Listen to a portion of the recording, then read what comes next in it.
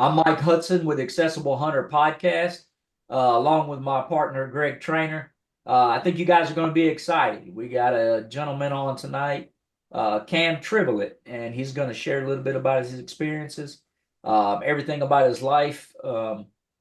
Phenomenal fella. I think you guys are going to be excited about hearing about his life and just all the stuff he's allowed to come into fruition to continue to do just what we do and pick up after tragedy. But Greg, man, how you doing over there in PA, my man? Man, I'm doing good. It's Friday, the sun is shining, and I'm having a really good day.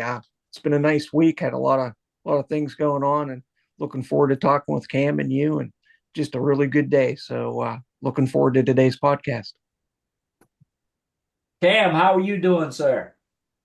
Doing great. I'm in Noblesville, Indiana, and kind of like you guys, it's sunny and beautiful out. So I'm loving every minute of it. It's it's a little awkward, man, because Mother Nature's been kind of bipolar lately, and here we are in three different states, and all three of us are having some sunshine and decent weather. So, Yeah, today's beautiful. absolutely, something might kick off. It's that karma thing; it just bounces back if you don't watch it. But Yeah, absolutely. if you don't mind, Cam, do you mind introducing yourself just a little bit for the listeners and tell a little bit about your story? Sure. Again, my name's Cam Tribolet.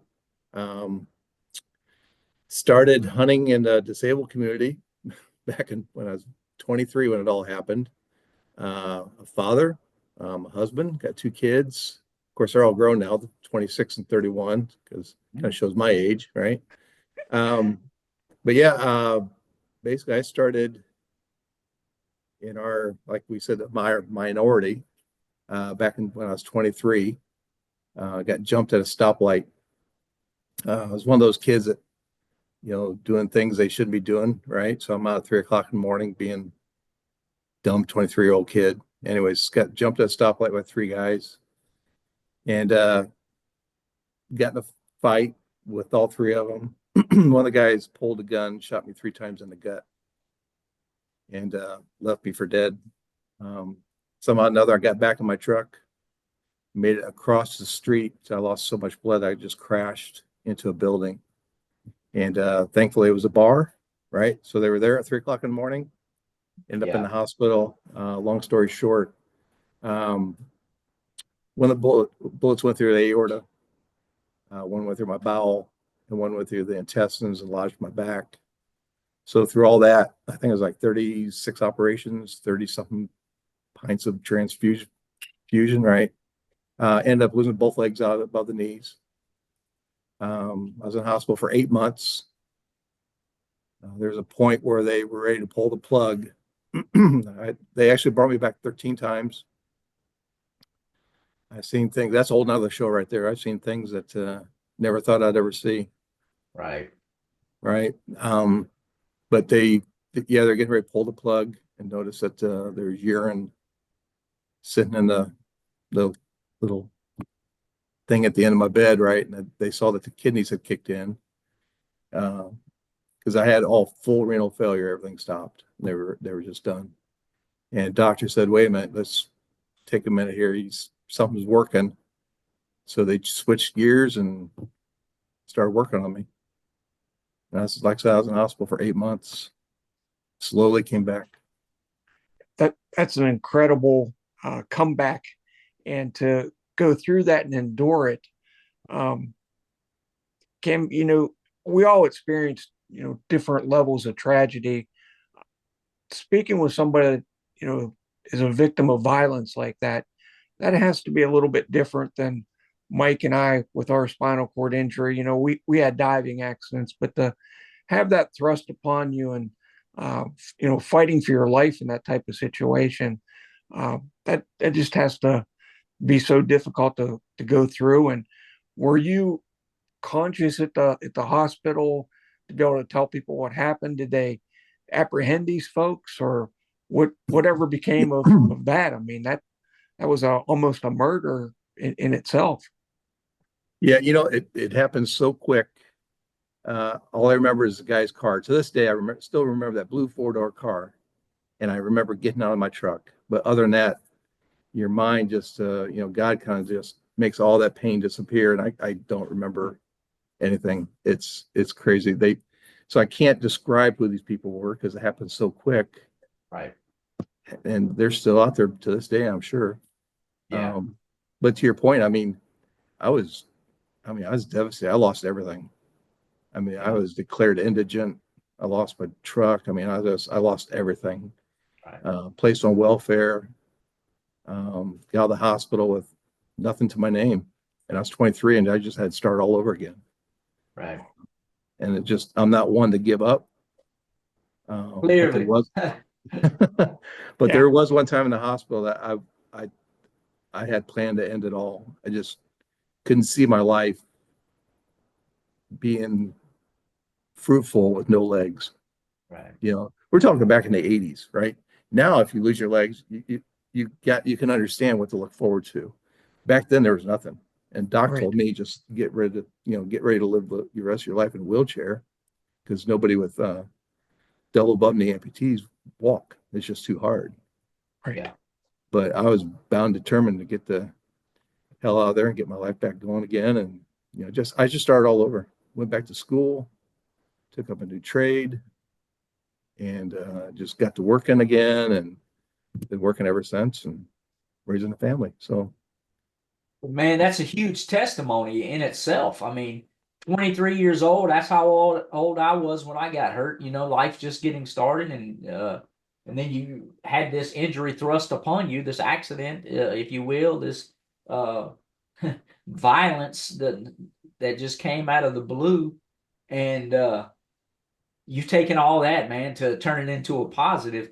And that's the beautiful thing about what me and Greg get to do is just highlight people that are taking things that are really meant for so much evil and negativity and finding a way to bring a positive about it. And you're able through your book and so through other avenues to be able to continue to push forward to encourage others, man. And that's phenomenal. yeah, you can decide to make your life bitter, Right. right? Right. You can decide to be negative every day and just Yeah. and hate everything, but man, there's no life in that. There's no You, life you in know, it. Kim, that's exactly right. And it's something that people can choose, and it really has to be a conscious choice. 100%. And it doesn't happen overnight. It's not, I'm going to flip a switch. I know for me at Shepherd Center, I started off the day or ended the day just trying to be grateful for one thing. At the end of the day, it may be I had Cheerios for breakfast instead of Fruit Loops. So something simple like that. You guys know some days you're grasping at straws to find something to be thankful for, but Yeah. to come into it with a good attitude and to be thankful for the people in your life and the help that you do receive, I think you can work things out a lot easier with a grateful mind and a good attitude. And you obviously have that. Yeah, it helps too when you kind of devote your life towards other things, right? So, a little story. So I when I got out of the hospital, I thought I had lost my ability to ever hunt again. Yeah. So I sold every hunting thing I had because I thought I'd never be able to do it. And my brother-in-law talked me into one day to buy a bow and see if I can do it. So here I am, a guy with no legs, I'm out there trying to climb trees but I'll tell you what, grace of God, we figured it out. So I'm climbing Yeah. trees with no legs, right? But back then there was no tree stands, right? Right. So Right. you put up a 2x12 in a fork of a tree, and that's where you sat. Yeah. Um, and I ended up getting one, There right? you I'm go. like, all right, I'll be damned, I could do this. Yeah. So if I can do this, what else can I do? Yeah. So you start to kind of challenge yourself to see how far you can push your disability so you can live life. So, Yeah. I took up downhill skiing, kayak, I've been scuba diving. I fish, I hike. Wife and I, we did a mountain climbing trip in the Sierras, and we climbed Wow. 3 mountains about 10 years ago. Yeah. And if you can, it's not, you always got to look at what you can do and what you can't do. Oh yeah. If you keep looking at can't, then you're just going to live your life thinking I can't do anything. It, Right. exactly. It's one of those things, Cam. We're all three showing our age a little bit. Oh yeah. In that, yeah, I know we were just talking about it. I had to shave my beard off because it was all gray. Uh, but it's funny with social media and technology and all those things. Now you can get on and Google ways to go, and we didn't have any of that. And so we're still using landlines and rotary phones, and if you were going to Yep. talk to your buddies, you had to put pen to paper or call them. And now we can get on here and find new ways to keep going. But you hit the nail on the head. It's always about redefining limitations. Society wants to put limitations on us as it is and say we're broken and we need fixing. And if we have a positive spirit, we're not broken at all. Got to find a way to reuse these broken vessels to keep pushing. And man, I'm just excited you took a few minutes to come on here and talk to us a little bit. Yeah. I'd like to hear more. I know, but I would love for you to be able to tell some people about some of the other organizations you've helped start and be involved in. Yeah. So, like I said, once you figure out that you can do something, right? I got thinking of what else can I do? So I was watching this TV show. Now we're still talking, you know, late 80s, early 90s. Right, And it was right. Buckmasters came on, right? Yeah. Yes, sir. And they got these kids, they're out there hunting deer and they're disabled. I'm like, you know what? I'm going to call them and see, because I always wanted to do a big hunt, right? I always Yeah. wanted to go somewhere big. So I called and got a hold of David Sullivan, the director of BADF, and asked him where can I go? What can I do? But I don't want to go to an outfitter that's going to freak out because they got the guy with no legs. I want an outfitter who's going to, embrace it and let's go, let's do it, right? Right. So he put me in touch with a guy in Canada, and I'm like, okay, that's perfect. Set it all up. Got a hold of David. I said, David, I just want to let you know. He said, I took your advice. I'm going to go to Canada. He said, you know what? He said, I'm going to go with you. And he went out there with me. We each got two big bucks. I got extra mule deer while I was there, and Dave and I just became like instant friends. And next thing I know, I'm going to Alabama with him, and I'm going to Michigan with him. And he said one day, he says, you know what? He said, I need help with this program. Would you help us out? So for 10 years, I traveled with Buckmasters on a volunteer basis and took kids all over the country, Yeah. disabled guys all over the country, and just set up these hunts for them. I'd go ahead of time and just make sure that wheelchairs will fit in this spot, right? I Right. make sure the hotels were just right, and um, it was a great time. It was a great time. Then Cam, I don't want yeah, to interrupt you. I had no idea that you had did that, and that's what actually got me back in the outdoors. Was I contacted Buckmasters and they sent me they a do. mount. They did, sir. They sent me a mount. They sent me a crossbow, and it took me about 10 years after my accident to get strong enough to want to go. And I'll let you finish your story. I apologize for interrupting, but No, that's I'm good. just so excited what a small world it is, and those folks got me back in the outdoors too. So thank you for all you did with the volunteer. I just couldn't wait to get that in. I'm sorry, I'm too excited. No, you're good. You're good. So yeah, I started here in Indiana. Then I started a chapter for Buckmasters where we raised money. I did a show. All the raffles and gifts and dinners and stuff like that. We did that for, oh my gosh, probably about half a dozen years, and all the money, 100% of the proceeds went directly back to the disabled community. So we Right. bought, I can't tell you how many crossbows I bought for guys. I mean, there's just crossbows out there everywhere, right? We took them on trips and just applied them in so many things so they get back out in the world again and do a little hunting. Um, but then I met a gentleman on one of those trips trying to, get it all set up for a trip, and met him in Iowa, and we're on a hunt. And afterwards, he asked me, what are you doing here? Right? They got a guy with no legs rolling into camp. So I was telling him the story of what we do for Buckmasters. And he says, you know what? He says, I've got a hunting preserve up in Wisconsin. Why don't you guys come up and hunt with me? Awesome. So I brought three kids up there, and he just fell in love with the whole thing. He said, man, he said, this is my thing. He said, bring as many kids as you want. So every year we bring three kids. So that got to the point where he said, you know what? So you imagine a few years go by, right? He said, I think I know my purpose. He said, I want to do this for people. He said, "What do you think about starting our own organization called the Way Outfitters?"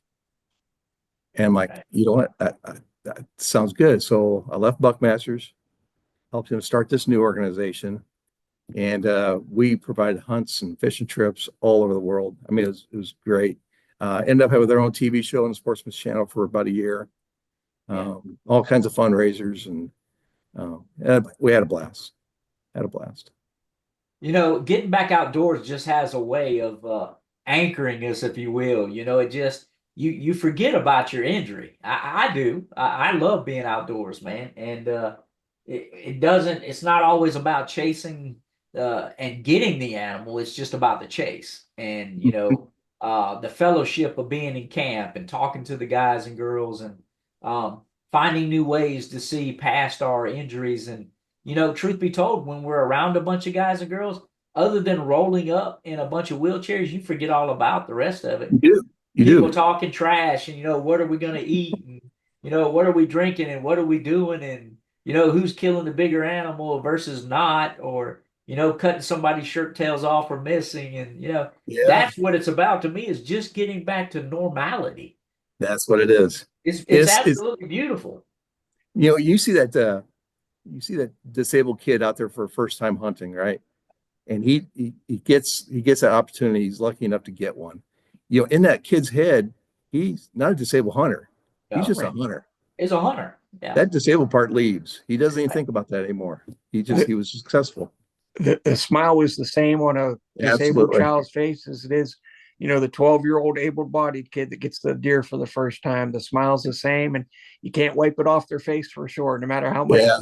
how much pressure you put on them. They're just happy to be there. And I think it might mean a little bit more for a person with a disability. I know it means a lot to me to be able to get out, and whether I'm successful or not, like Mike said, it's the camaraderie, it's the getting out with family and friends that's the really important thing.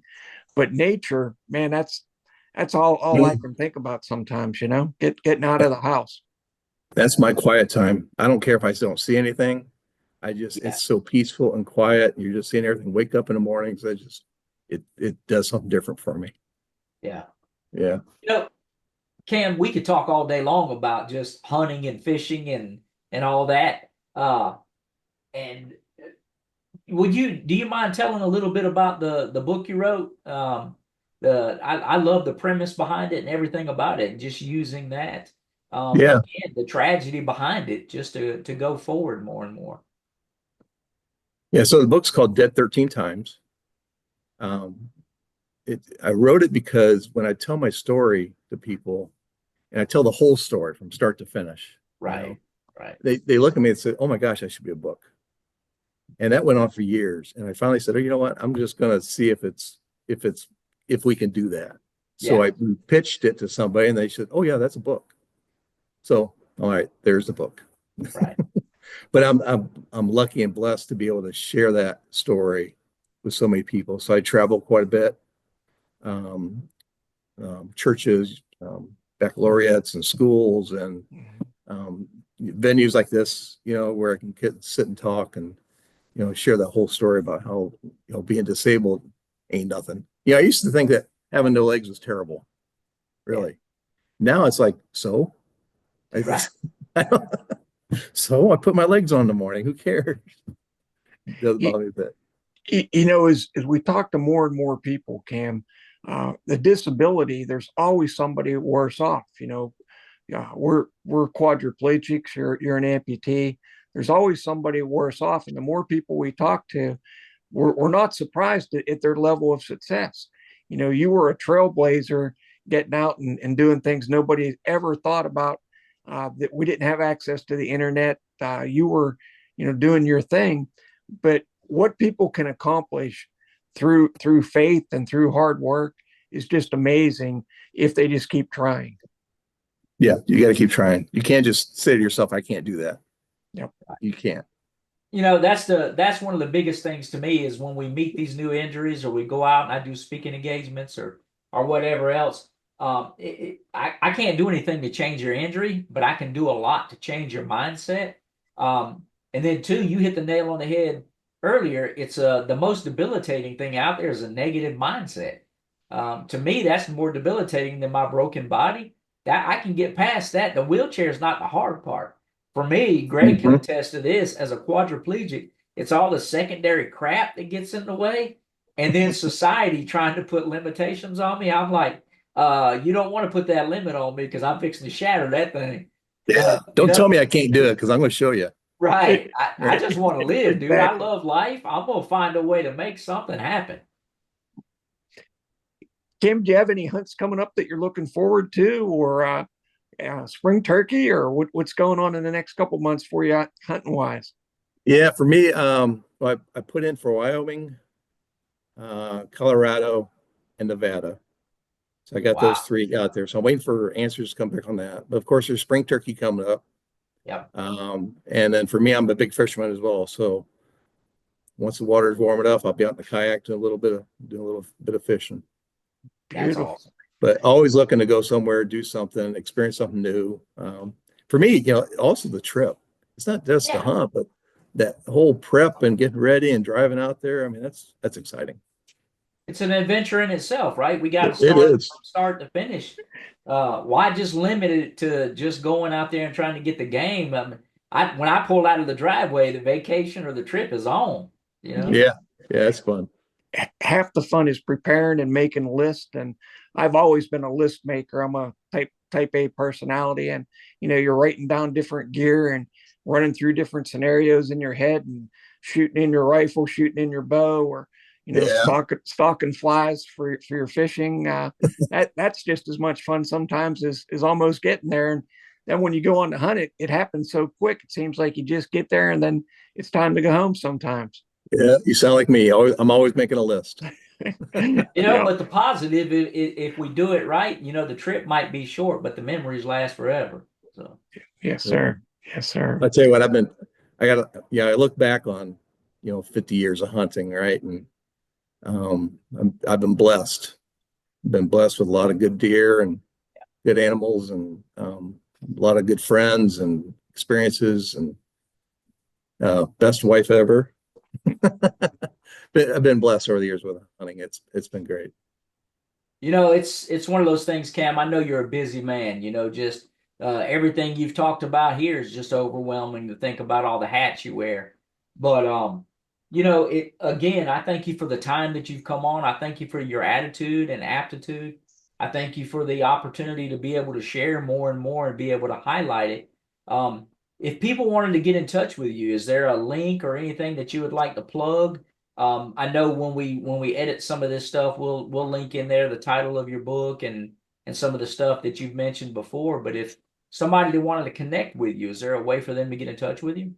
Go right to Facebook, find me on that. Um, Everything on there is about hunting anyway. So just Yeah, And for the folks that haven't been to your Facebook page before, they will be loving it. I mean, you've got some monster bucks. It's amazing, some of the animals that you've been able to take over the years, and nobody deserves it more than you. I mean, I didn't know about all of your volunteer work with Buckmasters, and like I said at the beginning, I'm a recipient of that. That's what got me back outdoors, Cam, and it is such a small world. And I thank you for everything you did to get me out and to get everybody else out. It's just an amazing thing to speak with you and learn about that. Yeah, I appreciate it. It's been a hell of a life. I wouldn't trade for anything. it's one of those things, not to jump in here and try to horn in on just the whole conversation, but it's an awesome opportunity. It's a very small community, and to see more and more guys and girls. We said it, this week, and I know me and Greg talk a good bit to different people. It just seems the number of people that have had injuries or ailments that just want to get out here and do more philanthropic work and pour into people.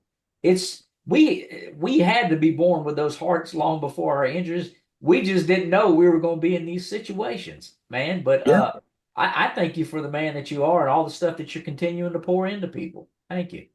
yeah. No, I appreciate that. Thank you. Thank you. Yeah, my pleasure. Cam, thank you so much for coming on today. Is there anything that you want to leave us with? I'll give you the final words. My big thing is persevere. I've got that in like 1 foot block letters across my office wall. on one side in my room. So my thing is persevere. Don't let anything stop you because it's not worth stopping for. Just Right. keep going. Yeah. It's funny. We all got a little hashtag or we got something that kind of just drives us along. I know Greg's got one. Mine's always I tag out at the end. Just keep pushing. Yeah. Just keep going. Yes, sir. I'll throw mine out there and look for the light in the darkness. There you There go. you go. Well, Cam, I truly appreciate your time and efforts, man. Yeah. And thank you again for coming on with us. I look forward to having you on again sometime if you ever got time for it. And we'll have to plan you up to get you down here to South Carolina, man. Oh, I'm in. I'm in. I've always got time to talk. I'll tell you the rest of the story. Yes, sir.